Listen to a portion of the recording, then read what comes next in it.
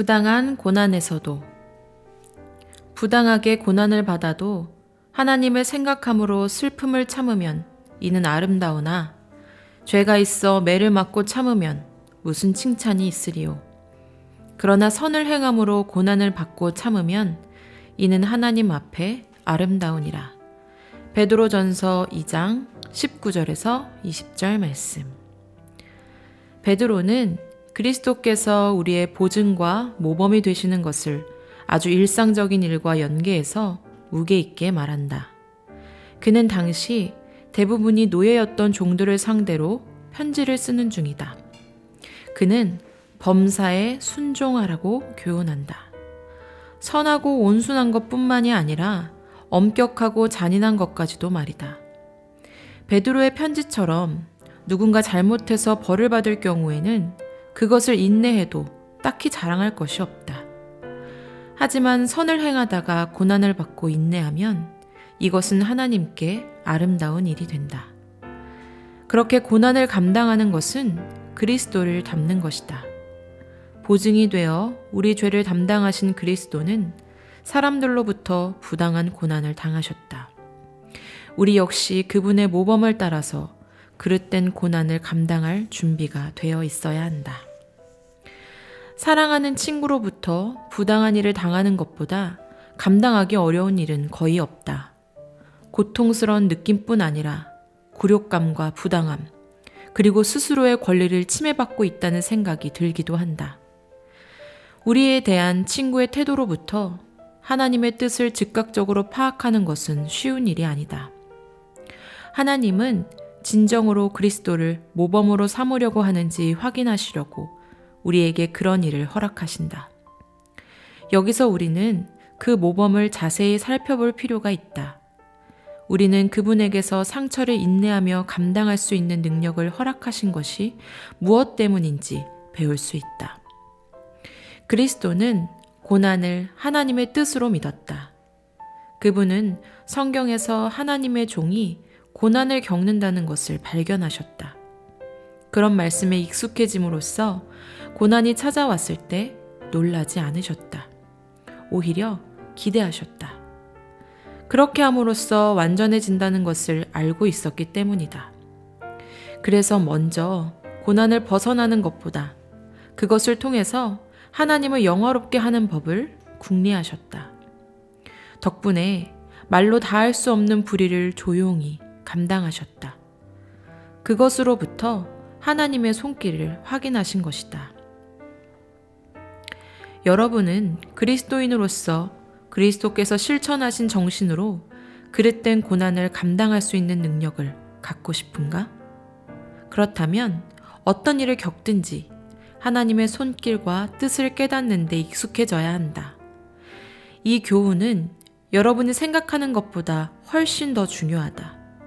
매일의 삶에서 여러분에게 크고 작은 잘못이 가해질 때 그런 행동을 한 사람을 판단하기에 앞서 이렇게 떠올려보라. 하나님은 영광을 받으시려고 이 어려움을 내게 허락하신 것이다. 이런 시련은 크든 작든 간에 하나님께서 허락하신 것이고 또 나를 염려하시는 하나님의 뜻이다. 먼저 그것으로부터 하나님의 뜻을 깨닫고 순종해야 한다. 그러면 영혼이 안정을 누리면서 시련에 어떻게 대처해야 하는지 알 수 있는 지혜를 얻게 된다. 시선을 사람에게서 하나님께로 옮기면 그릇된 고난은 보기보다 어렵지 않을 것이다. 우리 내부에는 하나님으로부터 오는 권리에 관한 천부적인 감각이 존재한다. 그런데 가시적인 세계에 거하는 사람은 자신의 명예가 바로 이것에서 즉시 드러나기를 기대한다. 하지만 영원한 곳에 거하는 사람은 자신의 권리와 명예를 하나님의 손에 맡기는 것으로 만족한다. 하나님 때문에 안전하다는 것을 알고 있기 때문이다. 예수님이 그러셨다. 이에 대해 베드로는 이렇게 기록했다. 오직 공의로 심판하시는 이에게 부탁하시며. 그것은 아버지와 아들 사이에 정해진 일이었다. 아들은 자신의 명예가 아니라 아버지의 명예를 염려했다. 아버지는 아들의 명예를 걱정할 것이다. 그리스도인이 이 대목에서 그리스도의 모범을 따르면 그런 안식과 평화를 누리게 된다. 권리와 명예를 하나님께 맡겨라.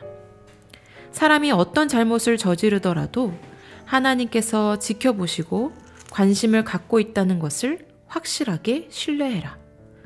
공의로 심판하시는 그분께 모든 것을 맡겨라.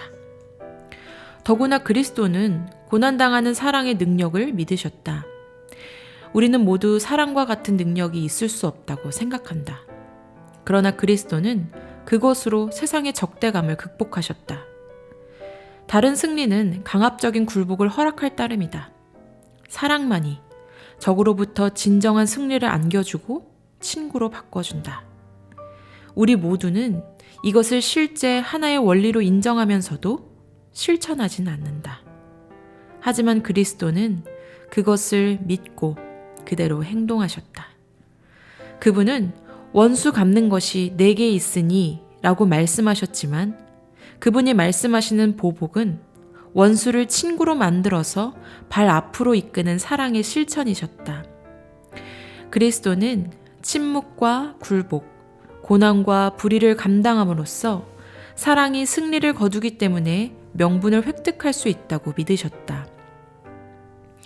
그리고 이것은 그리스도께서 우리에게 역시 기대하시는 내용이다. 죄에 물든 우리의 본성상 거룩한 사랑의 능력보다는 힘과 권리를 더 크게 신뢰한다. 하지만 그리스도처럼 되기를 바라는 사람은 여기서도 반드시 그분을 뒤따라야 한다. 그리스도는 선으로 악을 이기려고 하셨다.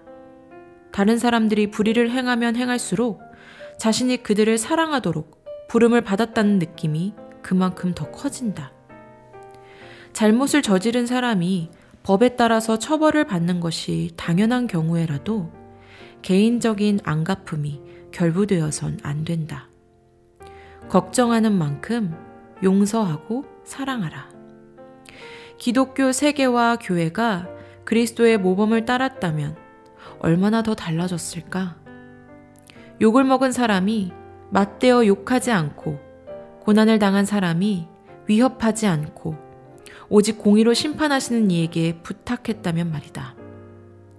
이것은 문자 그대로 아버지께서 우리에게 기대하시는 내용이다. 우리는 베드로의 기록을 거듭 묵상해야 한다. 그러면 다음과 같은 생각에 사로잡힐 것이다. 선을 행함으로 고난을 받고 참으면 이는 하나님 앞에 아름다우니라. 평범한 그리스도인의 삶을 사는 우리가 구속받은 자로서 스스로의 소명을 직접 성취하려고 하면 그리스도의 모습을 뒤따르는 것은 불가능하다. 하지만 완벽한 복종의 삶을 사는 우리가 주님의 손에 모든 일을 맡긴 채 그분이 우리 안에서 모든 일을 행하신다고 확신하면 그리스도를 본받는 일이 불가능하지 않다는 놀라운 생각을 하게 된다. 그 몸으로 우리 죄를 담당하셨으니 이는 우리로 죄에 대하여 죽고 의에 대하여 살게 하려 하심이라. 예수님처럼 되고 싶지 않은가? 그리고 그분이 여러분을 대신해서 불의를 담당하신 것처럼 살고 싶지 않은가? 그것은 물론이고 모든 일에 예수님을 따르는 건 역시 놀라운 모습이 아닌가? 그것은 우리의 능력으로는 부족하다. 오직 그분의 능력으로만 가능한 일이다.